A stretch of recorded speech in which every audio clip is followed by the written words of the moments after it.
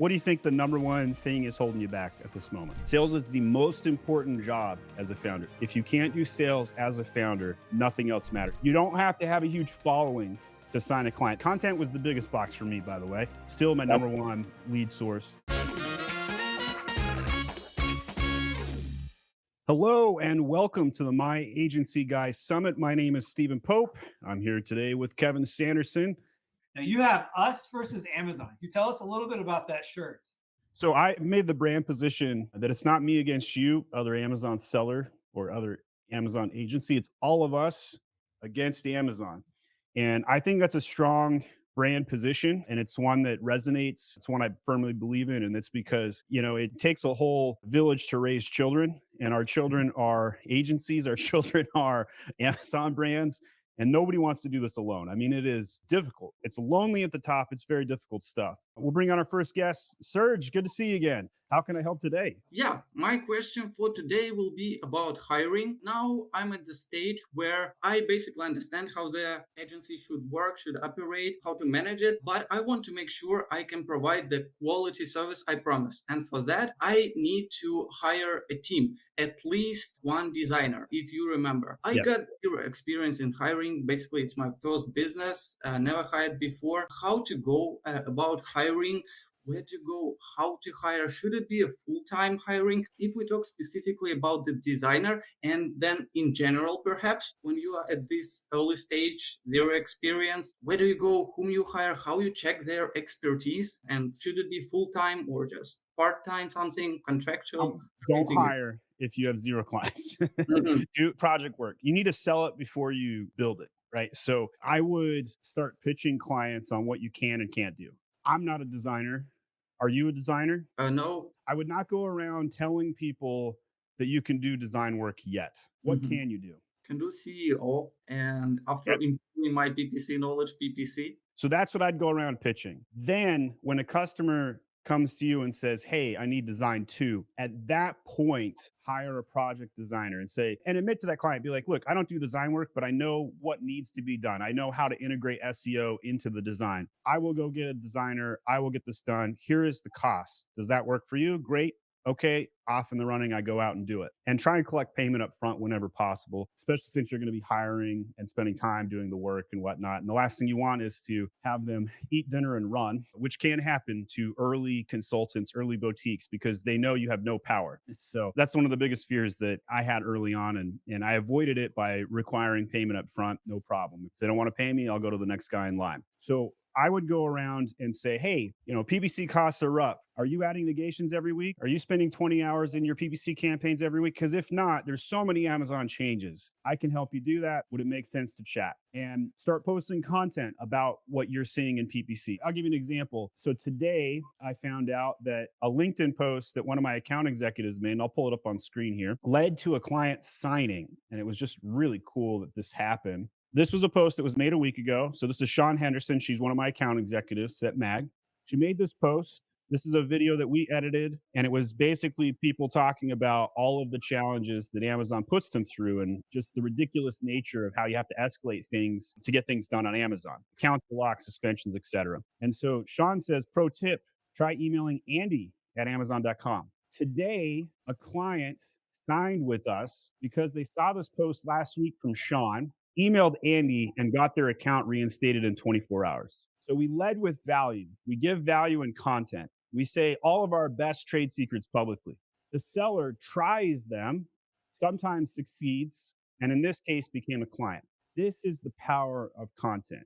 And this was a 13 like post. And I'm one of those likes, and half the likes are probably my employees. So you don't have to have a huge following to sign a client. This is a $4,000 or $5,000 a month client that signed with us today. So that's the power of content. And you can tell your stories by just articulating what you know. Hey, I'm a wannabe agency. I'm a consultant today. Here is my journey, and tell that story. So I would start there. Now, when I was about a year into my agency, I noticed that we needed to start building brand stores. We needed to start building A+ content. So I went out and started to hire designers. And at the time I used, I think it was Free Up at the time that I used. And then I started to make full-time hires after I was issuing, so many design projects. So I would say don't make a full-time hire until it's a 20-hour a week job. how you hire them. I used onlinejobs.ph. I used platforms like FreeUp, Fiverr. The challenge with using FreeUp and Fiverr's is that they have competing noise, and you have to pull them away from doing all those other things to only focus on you. Because if you don't have them only focus on you, then they'll two-time you, and that's a challenge in its own. If somebody has Upwork or some sort of consulting platform on their resume, we usually pass them because we don't want to deal with that. That might be a secret. If you want to work at MAG, you may not want to have side hustle consulting work on the resume. We're looking for full-time hires. You don't need Amazon experience to work at our place. And then the other thing too is on your website, have a place to apply and always be hiring. Now, it's hard to do that when you're a solopreneur, but if you know eventually you're going to hire a designer, if you know eventually you're going to hire a PPC specialist, put up a place to put a job application in, and you can start collecting data and see what you're looking for. Those are some of the things I would recommend starting with to try and hire for your future agency. That's very interesting. Actually, not really what I expected. I can explain actually why I decided to go with this idea of hiring right away, because I thought that I want to grow, and anyway, at some point I would need to hire. And why wouldn't I start hiring from the first day? Because you have zero clients today. If you Yeah, go out and yeah. hire and it takes you 3 months to get your first client, you're now negative. So you think that's a bad idea to do a full service, to be a full service agency at the beginning? I think it's okay to do that, but you still need to close that contract first. Mhm. If you don't have a contract in queue, how are you going to pay these employees? That's what I was thinking about, whether I can afford them or not. You need to prove that you can do sales before you do any other job as a founder. Sales is the most important job as a founder. There is no question in my mind. If you can't do sales as a founder, nothing else matters. You'll never exist. And sometimes people forget that sales includes referrals, sales includes marketing. There's an intersection between those things. But if you can't get on a call and convince somebody to pay you money, you're not going to have any justification to go out and hire. I just was thinking that in case we go with full service agency, that it's not a bad idea. But if I, for example, find a client and who wants a full service, this would mean that I would need to urgently start looking for a designer and to fill those knowledge gaps, which I have How, right now. how long does a design project take, in your opinion? Like, say, an Well, A plus content. several days, perhaps. So when you tell the client what their first A plus content deliverable is, you could say, hey, give me 2 weeks. That gives you 3 to 5 days to find a project. You can go on Fiverr, you can post on social media, hey, hiring a designer immediately. And then within 48 hours, make a decision with whatever you can. You make that hire, boom, you're off to the races. Now, Mhm. you'll be surprised how often that hire ends up working out. Your need will dictate the outcome because now your urgency is aligned. Now your urgency forces you to make the right hire at the right time, and you can immediately give them work. If you hire somebody and you say, hey, I need you to put around and do nothing, I mean, like, they're not going to stick around. They don't even think you're legitimate. Yeah, I guess the idea was not just direct hiring, let's work, I have no clients, but just to make sure that I have a person who would start working with me as soon as I find a client. I guess this was an idea. I got an idea for you. Make a Yeah. post that you're looking for other solopreneurs who have part-time designers and you're wondering if you could share some costs as you're both building your boutique agencies. See if there's somebody you could partner up with to tap their resources, share costs, et cetera, et cetera. Or go network with some designers and maybe find a local designer that you like that has no idea how to do Amazon, but you build a template and tell them how to build an A plus content. And then you say, hey, I don't have work for you today, but I will in the future. Is this something you'd be interested in? Sure, you could have those conversations, but don't hire them. Don't put them on the payroll until you have clients. I wanted to understand the pricing strategy because for full service, I got a basic understanding that to require a fixed price plus at the end of the month, 1 to 3% It's exactly what I from do. yeah from the revenue. But how exactly is there a specific formula, or how exactly do you come up with this fixed price, retainer price at the beginning of the month, which you give to your client? And does it come from? Do you have the price for all your services separately, and for full services, do you charge something like cumulative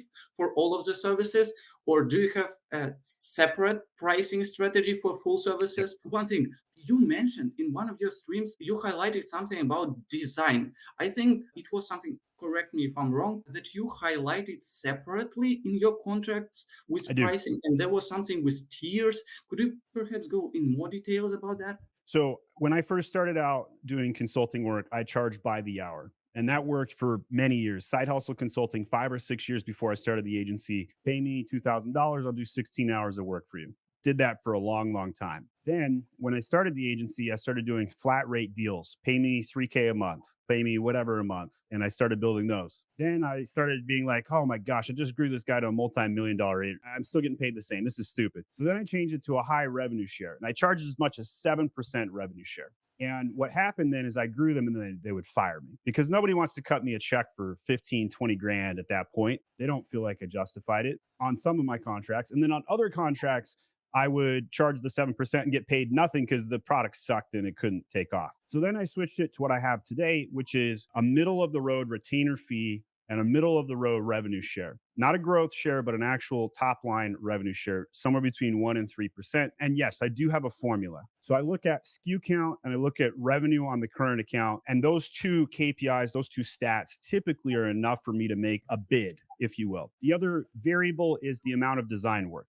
So with certain brands, I know that I'm going to have to do more design work than others. I have a 8-tier system. I don't release this to the customer, not because I'm trying to hide it, just because it's utterly confusing to the customer. And what I do when I bid to the customer is I just say, hey, based on what I'm seeing today, I would bid your account at 3,500 plus a 3% revenue share. Is that unreasonable? And that might be for a brand that's brand new and launching and has 20 ACE, for example. Another brand that does $1 million per month, I might go to them and just pitch a flat deal because somebody that's already doing $1 million per month is never going to give me a cut of the revenue, most likely. And I might just say, hey, I'll charge you 12 grand a month.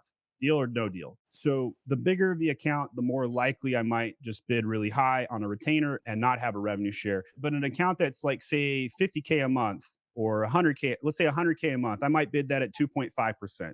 200K a month, I might bid that at 1.5% or something like that. So I have a tier system. Those aren't exact numbers, but just kind of throwing it out there, what I do. And then the amount of design work, I do tier that. I might have a tier with $1,000, $800, $700, $600 as it goes up the tier system for additional design work because design work creates the most work on an account. And so when you're first starting out though, Serge, keep your model simple as possible. So you might want to do something like $2,000 or $3,000 a month plus 3% revenue share and then negotiate down or do something like that. Mm-hmm. But keep your model as simple as possible when you're first bidding it out. Because if you lose them on the bid, just from confusion, it feels terrible. It feels really, really bad. So you think I don't need such kind of tiers and complications at this point? I'm just confused about how to determine this pricing based on the design work required to do. This is something I don't understand. Yeah, how you determine the tiers. So you're going to be guessing when you first start. There's no question. You don't know how much it costs you to deliver design work today. My suggestion is make what you think is the best guess, go through the motions, and sometimes you're going to get it right, other times you're going to get it wrong, and then you adjust the model in real time for your next bids. That's a framework. I know that if you take that framework, you're going to be successful. Could I give you my exact pricing model and you replicate it? Yes. The problem is that my value is significantly higher than yours. And so you really do have to have your own bidding system. You could even just go, to these people and say, hey, I'll just charge you $2,000 a month plus 2%, and I'll do one design a month, and I'll do all the PPC and all the SEO work and file some catalog troubleshooting. For some people with a solopreneur bid like that, might be a good deal for them. For others, they're looking for more. They're looking for something different. Until you have pitched 4, 5 different prospects your bid, you're not going to know how you're doing, right? You need to close at least 20 to 25% of your pitches. And is this design tiers price included in full service price, or does it go separately? When I talk to the customers, I don't break this out. I just tell them, here's the price. And here's what I'll do for that price. So it's simply included in one price. And then at a later point, if there's less design work and they want to, bring their costs down, I might go down a design tier. And then I might explain like how I give them that price break. But you don't want to explain how the sausage is made, right? Yeah. You just want to say, here's how much the sausage costs. Would you like some sausage? And yes or no. And you want to simplify the sales price down as much as possible because the more complicated your model, the more frustrating it will be. Like, think about it this way. You got a toothache. You're going to the dentist. And do you want the dentist to explain 3 payment plans to you? Sure. No. You just want to be like, fix my damn tooth. Like, get it out. Like, root canal. I'll pay whatever it takes. Go. Yeah. That's the customer you're looking for. if you start getting into like the customers looking for multiple option shoppers, that's not an ideal customer, first of all. And B, they're shopping multiple things. And at that point, it's no longer a partnership, it's transactional. And some will argue against what I'm saying, but for the most part, directionally speaking, that's what I find. Do you think it's wise to have a one first free month? At your juncture at this time, potentially, right? That way you can get your foot in the door. You need experience, man. Like you need clients and you need experience. So offering free work at your juncture makes sense. Would I do that after I have 5 clients? No. You need to be paid after that 24/7. All right, we're going to go to our next guest behind the scenes here. Sam, how you doing? Hi, Steven. How are you? Good to talk. How can I help you today? I have some questions that it's in my mind for a long time. We are a marketplace agency based in Mexico, and we are currently working with Amazon brands here in Mexico and Latin American brands going to the US as well. The main issue that we have encountered so far, it's about internal issues actually, like how do we manage a team that can sustain a growth in a way that it's double digit each year. We are growing really fast, but we're struggling with the internal processes, SOPs, and basically like even the organizational chart.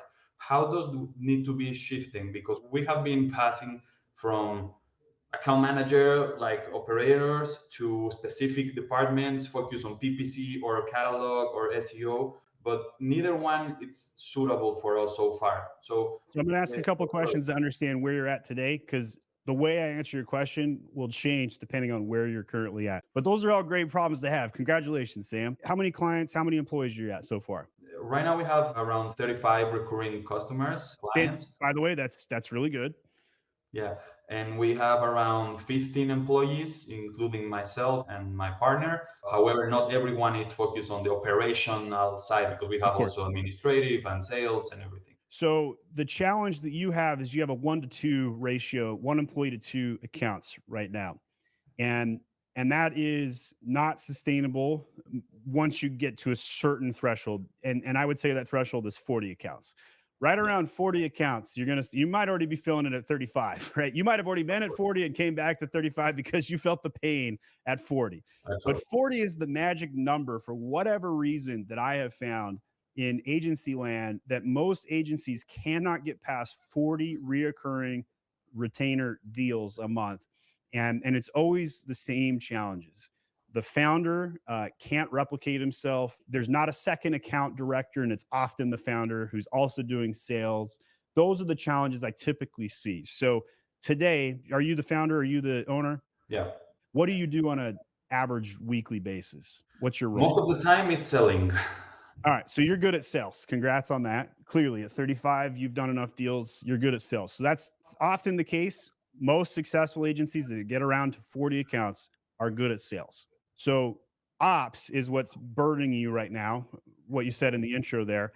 Chances are you're probably more gas than brake. You're the visionary. You're the sales guy. That's generalization that most likely will be true for you. Do you have a defensive man? Do you have a right-hand person that is more defensive than your offense? Yeah, my partner is more focused on the operational side of stuff. Yeah. Okay. Why isn't he solving this problem? What's the challenge there? And I realize this is a public session, but whatever you're willing to share. Yeah, don't worry. Basically, I think it's people management and experience working with managing different type of people. I think that's the thing. How many people do you manage, and how many people do they manage? Well, I mean, I'm the CEO. I manage everyone. However, in terms of sales, direct reports. Direct reports. You showed me your org chart right now. How many people are directly under you? 5. 5. Okay. And how many are directly under your partner? 3. Okay. So you have some mid-level already built. So that means underneath those 5 and 3, they also have direct reports, because that was, 8 of the 15 plus the 2 of you. So there's 3 layers, 2, 5. Yeah, because I have right now like 2 operational managers, if you want to see it like that way.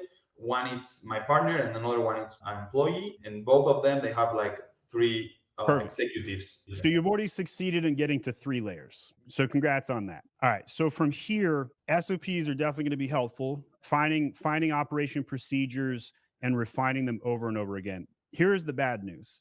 Every SOP that you have in your current repertoire must be reworked every 90 days. Must be. Not optional. How do I know this? because when you're growing, what happens? Everything changes all the time, right? Just Yeah. all the time. So you need to have a list of SOPs. You need to have somebody in charge of them and checking to make sure they make sense. Then you have to have somebody making sure that they are actually following the SOPs. That's a lot of management work, right? Just a lot of management work. So if you went and closed 3 contracts today, this afternoon, would that cause a problem at your company today? Probably. Yeah. Why? Because I don't feel I have the enough manpower to sustain that and give them like the good quality service that we want. So when we try and articulate your problems today, they're always going to be people based. Everything that an agency deals with is always a people based problem. So knowing that and coming to an understanding that it's always a people problem. It's either a who problem or it's a how problem, but it's always a people problem. In your case, you probably are understaffed. It's rare for agencies to be understaffed. It's usually overstaffing issues or overpayment issues that are the problem. So what has prevented you from hiring 5 more people? I think in that case, probably it's cash flow sometimes. Probably you know it, but it's like the balance between how many clients you have in the ratio that you have employees, and maybe you have enough, you need to hire more. But actually, this year we did an experiment. We hire more people, expecting that we can acquire more clients. In the end, some clients left and everything, and we came to like a point in which we cannot sustain that much of payroll at the time. We were hoping to deliver a better service, and I think the communication part was the issue of that. So communication issue, but what prevented you from hiring more specifically? Cash flow. Cash flow. Okay. Are all 15 of your employees in Mexico? There's nothing wrong with that. That's just an understanding thing. Maybe you're not charging enough, right? So whenever we look at solving problems, there's multiple ways that you can go and challenge this, right? So either you need to have talent that you can pay less than you're currently charging to make the margin.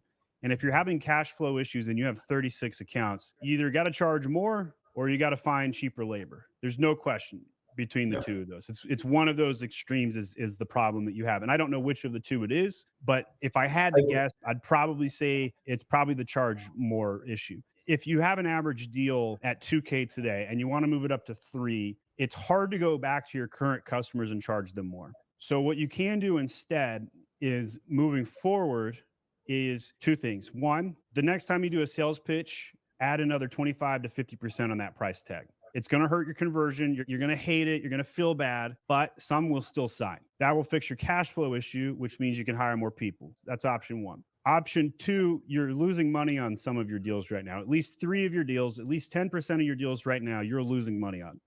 Do you know which 3 they are off the top of your head? Don't name them, but you know what I'm getting at? Yeah. Okay. Yeah, we do. Every agency has those. Okay. Why did you allow them to fester? It's like getting used to have them. Okay. So you like them. Maybe they're friendly customers. They're not a-holes. Maybe you do have one a-hole that you want to go fire, but you can't say no to them. Those 3 accounts need to do 1 or 2 things by end of this week. You either have to get them to pay you more or you got to let them go. And then you're no longer trading dollars as an agency. You freed up labor, which can now take on your next deal that you're charging more. So let's assume right now, 3 clients right now are at break even or losing you money. And let's say that 2 of those, you could sign a new deal at the same size of those 2 of those 3. You'd want this deal more than you want these 2 deals. Of course. Okay. Now you're making some profit. Now you have some cash flow. The last thing you want to do as a business owner is trade hours for money and not make anything, right? Like it's the worst thing that can happen. So, you might have the problem of being too nice of a guy and not charging enough. You might be the sort of guy that's too nice who kept on a legacy deal too long. I don't know. But those are likely challenges that at least one of the things we discuss will resonate, will be true, and you'll decide to take action on it. But I'll give you one other piece of homework as well. Make sure that your org chart is always up to date. Sounds like it is. I want you to come up with a new org chart, and I want you to envision where you want to be in 12 months from now. And instead of writing anybody's names, I just want you to write the titles. Okay, so you got your current org chart right here, and now you have a new org chart with titles. This exercise needs to be done every 6 months. And basically, you're looking at where you're going to be a year from now. Couple of things. One, you're going to notice you have some good people in the wrong seats, and you need to move them around. You're also going to notice you have bad people in the right seats and you need to get them off the bus. Okay. This is in the book Traction. This is in Scaling Up. There's a lot of books that talk about right people in right seats. And then you'll also have the right people in the right seats. And that's great. And then you need to make sure you invest in those people and keep them around. If you have a key employee that if you lost tomorrow, that you would just be like, oh my gosh, protect them, right? Go out of your way to make sure they're taken care of. Make sure you're paying them more money tomorrow than you paid them yesterday, et cetera, et cetera. Try and lock them into a contract, lock them into a longer deal. So those are the things that I would generally do. Whatever you do, take action every single day, because the inaction will kill you faster than anything else. Making sure the customers are getting contacted. You go 24 hours sometimes, and then they're like, what have you done for me lately? I'm firing you. That can happen.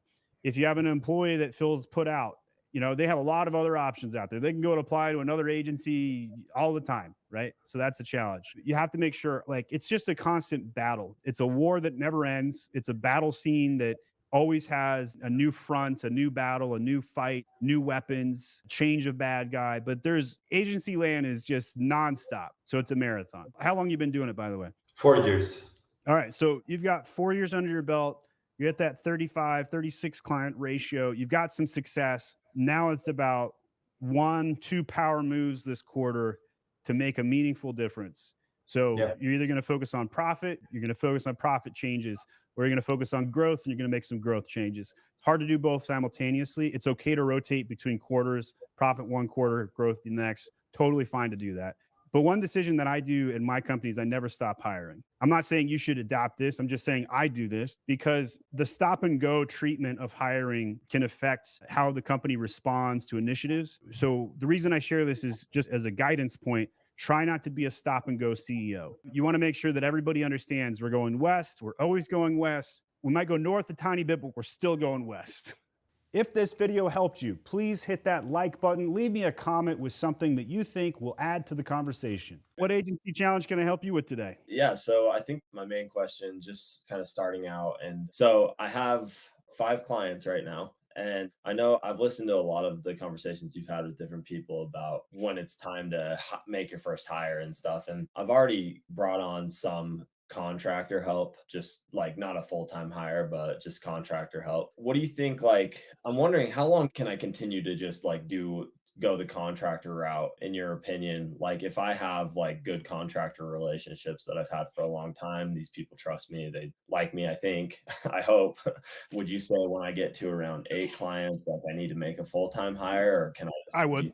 I made the decision to make full-time hires basically when I had 3 clients. I was bringing people into my house. This was 6.5 years ago. I didn't know anything about virtual assistants or anything about hiring out of the Philippines or anything like that. I made the decision to do full-time hires very quickly. And then I also taught them everything I knew. I taught them how to open template files. The nice thing about contractors is you can hire specialists and they can come in and knock something out. The downside is that contractors disappear, right? And so you sometimes find yourself having to hunt down new contractors, and that can become a full-time job. Yeah, that's true. Actually, I've seen a little bit of that already. So thank you for that advice. That's awesome. What kind of contractors, by the way, we talking? We all of the board designers, what? Yeah, catalog work. Got a metrics guys that just helps me with metrics and different custom reports that I want to give to my clients. And I think a metrics guy should probably remain a contractor. You don't need a full-time reporting guy with, 8 clients or whatnot. But a designer, a PPC guy, catalog troubleshooter, those are things I would consider making a full-time hire. A project manager also might be beneficial early on, so you don't have to spend your time assigning out tasks and checking on things. Right. Those are sort of the potential first hires you can make. But I usually dictate it based on what your clients need the most of. You know that better than anybody else. What is something that you have a client ask for every single day or needs every single day? Those are the ones I would probably do full time. Yeah, that makes sense.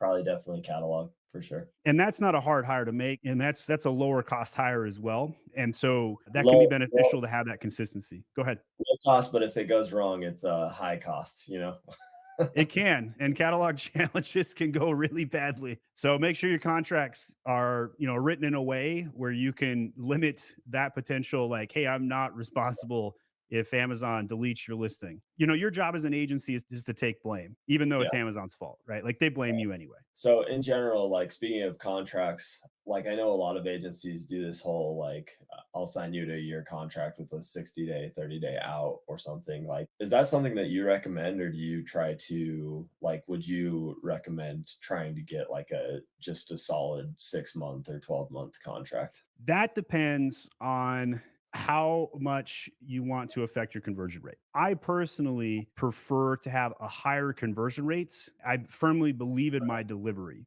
I like to do 3-month contracts with a rolling 30-day out. I would say the average agency in our space is doing that today. Right. The big brands, like if you think top 5,000 brands in the United States, are very much open to signing annual deals to get their secret sauce, to find their fit. Cause, going through procurement sucks for everybody involved. RFPs, barf, right? And so I would say, if you go upstream and if you're going for white glove, and your average ticket size is 10K a month, I would say by all means, go for the annual deal. It probably won't hurt your conversion that much. But if you're trying to start with somebody that hasn't launched on Amazon before, good luck. Like there's no way they're going to sign an annual deal. You choose your ICP and then you can figure out what you can get away with and what your upside and downsides are. I tend to agree with on the conversion side of things. I try to, especially right now where I'm new, I'm trying to really up the conversion there rather than playing around with the risk there. So anyways, yeah, it makes a lot of sense. So appreciate that. I think my last question was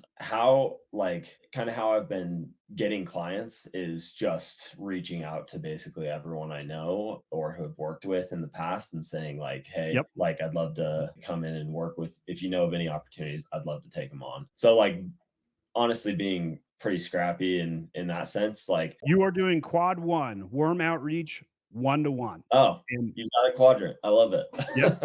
Yes. So then the question becomes, once you've tapped that out, what's next? And that's where we get to quad 2, content. That's where I'm going. Honestly, like I just bought this mic, inspired by your home mic setup that I see every time I watch your videos. And congrats on that. I bought a mic and I got a webcam and I'm like, all right, let's start doing this. So yeah, content. For someone who's never run content before, is it just like getting out and doing it, or like what is there something like, should I focus on a certain thing? Like, what's your opinion on that? There is no wrong answer to this except one golden rule: post every damn day. And now that may be overwhelming for a lot of people who've listened to this, including you, but the solution to this can be tackled from many different angles. Here's how I solved it. That doesn't mean you should solve it the same way. This is just how I solved it. Anytime I got asked a question, no matter how small or whatever it was about, I made it into content. If I got an email from a customer, how do I change my email address on Seller Central? Boom, 2-minute video. I sent the video to them and I posted on YouTube. I don't even know what thumbnails were when I started doing this, right? I just posted the content. I got a customer that says, hey, I got this error code. Google error code, try and figure out how to solve it. Here's a video on how I did it. Here you go, customer, solved it for you. And I just made a YouTube video. Turn every new problem into content. Now, there is so many benefits to doing this. Number one, you get easy content. You don't even have to think about content. It just happens every day.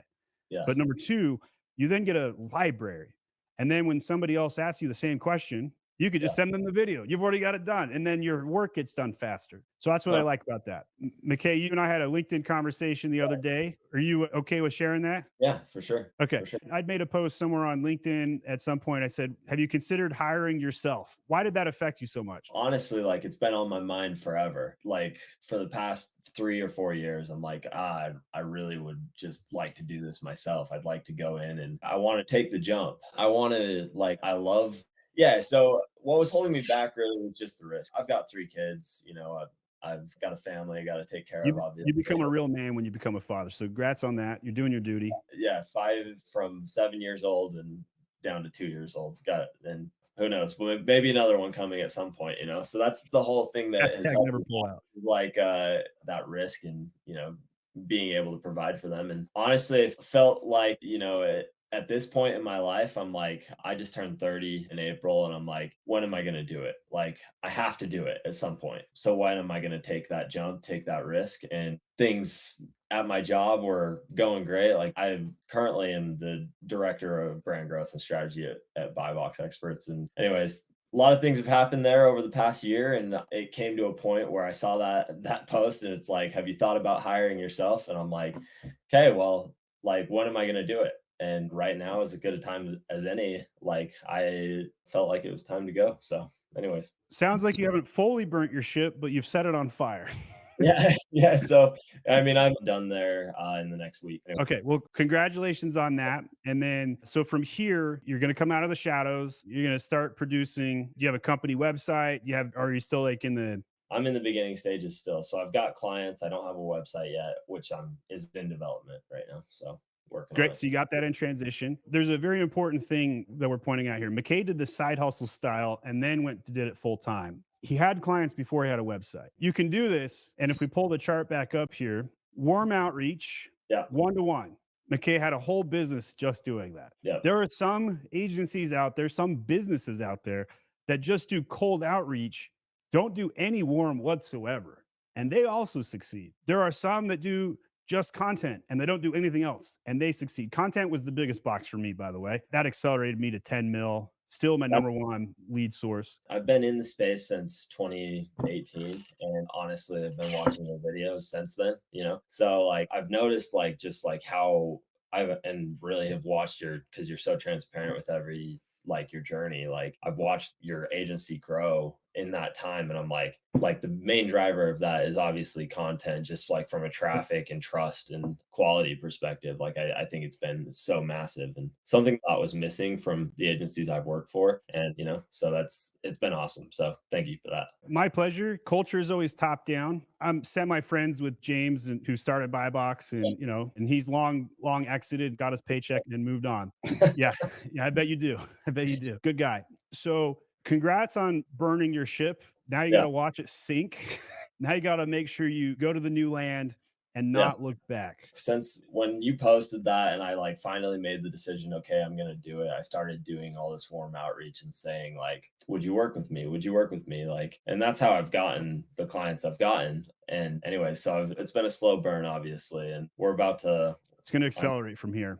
Yeah. The second you make your announcement, dude, you could take today's stream, clip this video. That's a post. Be like, watch me come out, guys. This was me. This was my coming out video. Right. And that could be a thing. And then, your next few posts are about how you hired your first employees or how you did your warm outreach. And it could also be like, hey, do you know somebody that needs my help who's looking for a founder-led agency that you get direct contact with me? That's your sales proposition day one. A year or two from now, you're going to regret it. But for now, it's really good. It's a good problem to have. And then a year and a half later, you're like, hey, hire me for my system, not for me. Don't talk to me. Just work with my people. And you'll transition to that later, assuming things go well. Anyways, appreciate all your content. Obviously, as always, I've told you thanks a couple times, but I can feel it in your voice. And, it's fun to see the genesis sometimes. Right. And you'll look back a year from now and be like, oh man, I was a baby. And now you'll have some real road rash. Once you get your first client that stiffs you, that's how you know you've made it. Right.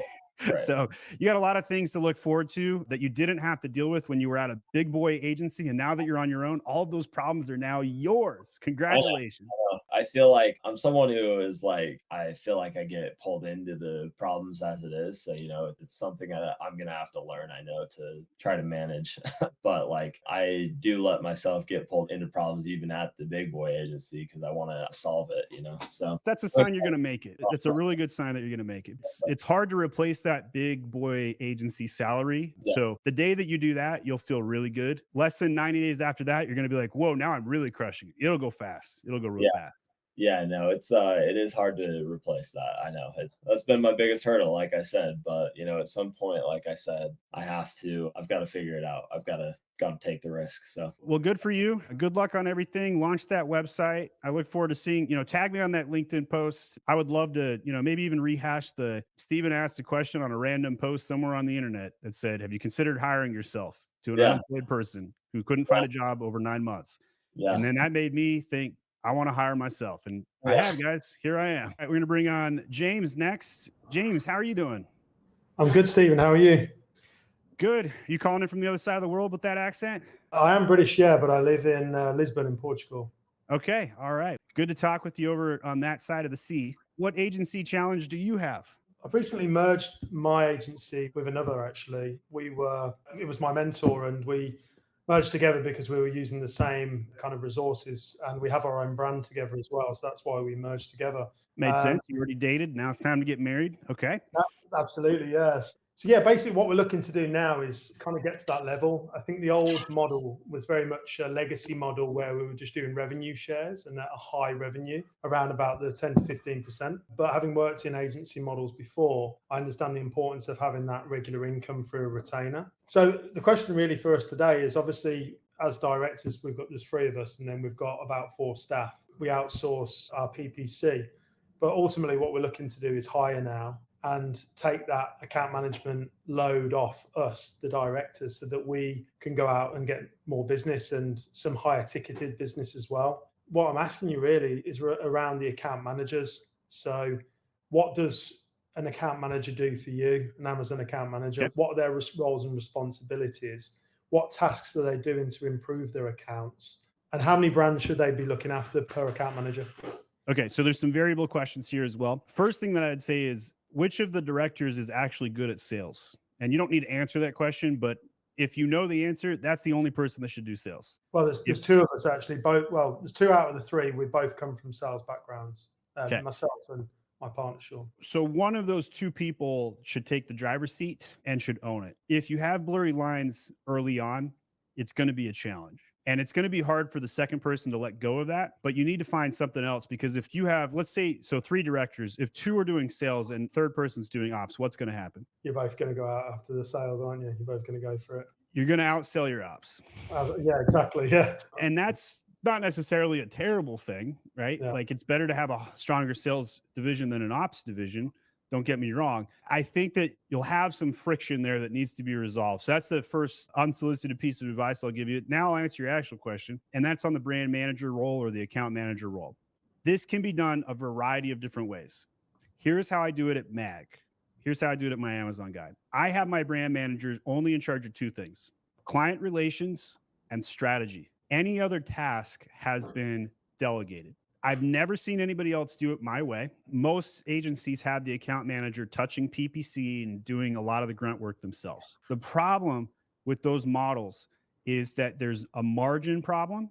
First of all, you're paying a top dollar for somebody to do case filings and also talk to the client and do strategy. And the second problem is that you can only have them touch so many accounts. At an average agency using that model, you can only have a brand manager over 4 to 6 accounts. At my agency, I get away with 12 to 14 accounts routinely with my brand managers, which means I'm paying top dollar for their best and most valuable contribution at all times. And for them to deliver their value increases what I can pay them, and it minimizes my expenses, and it also makes my agency more profitable. So an average agency is 15% net net. My agency, I've been historically at 43%. I've dipped down to 39% in 2024. I'm overstaffed because I didn't grow as much as I wanted to this year, and that's where I'm at today. But still at 39, I'm crushing it, right? Doing really good. So the brand manager, in my opinion, should do most highest paid value activity at all times. And then you can take on more brands per brand manager, and you don't have to hire as many brand managers or account managers.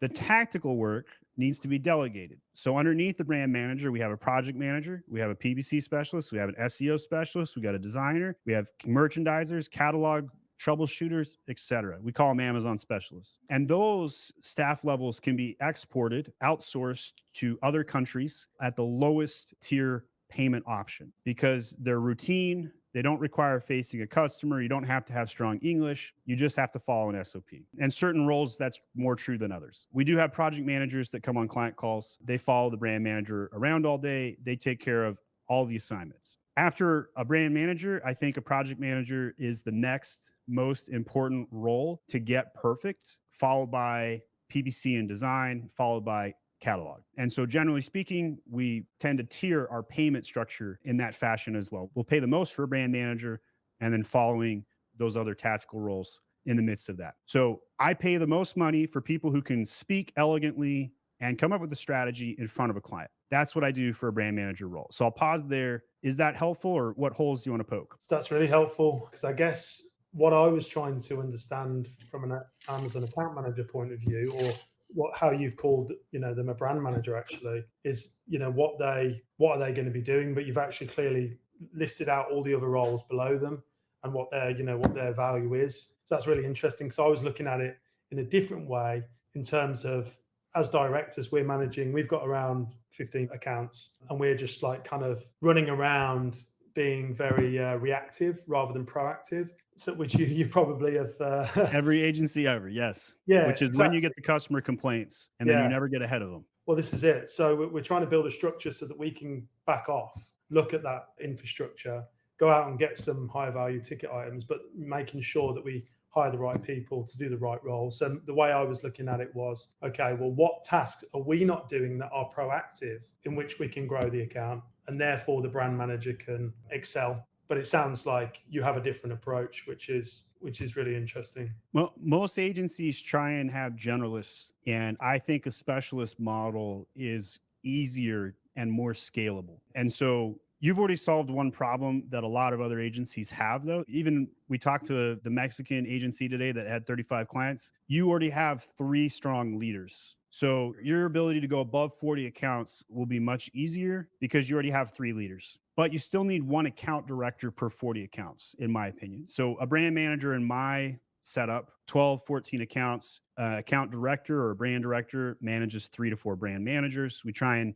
40 accounts, 50 accounts per director. 40 is ideal, 50 is max. And then the director's job is to just make sure things are still moving. They double check. They might do a little proactive poking around, a little bit of QA, a little bit of auditing. The brand manager is doing a lot of the routine check-ins, coming up with the strategy, preparing for each of those meetings, pitching new things. We have a brand manager playbook as part of our Agency Guys Summit stuff that we use, and we tell the brand managers to follow this. Understand it like a Bible. If you're a football team, they need to know every play we run, which play to run, and when to run it. So if I'm the general manager, the brand manager is a quarterback. The account director or the brand director is the coach. And the rest of the team is out in front of that quarterback. They decide, okay, here's the run. We're going to throw a hook pass up the side. And here's why we want to do that. They have to articulate the play. They have to get everybody on board. Then they make sure the play runs, and they make sure that we catch the ball. And when we don't catch the ball, they try and figure out why and how to fix it. And is that something that you offer as part of your SOPs in terms of like the Yes. breakdown of those roles? Yeah. So in our operations agency SOPs,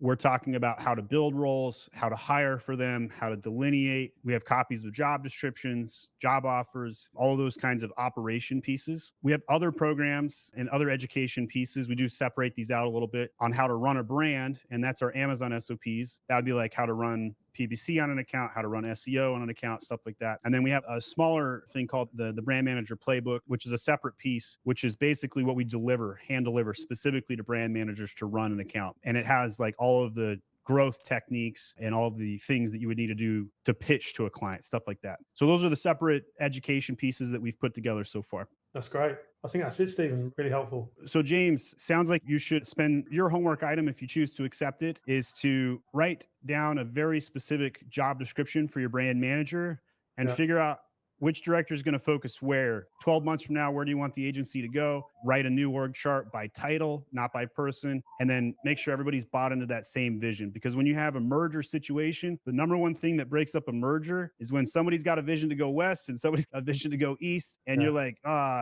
shoot, how do I fix this? Get that on lock as quick as possible. Make sure you always have alignment on those visions. Of course, yeah. I really appreciate that. Thanks for the nuggets of help there. Thanks. My pleasure. All right, James, good luck to you. Would love to hear how things go. Please come back and let us know. Cheers, mate. If you want to crush it on Amazon, subscribe to My Amazon Guy and let's make it happen together, because it's not me against you. It's all of us against Amazon.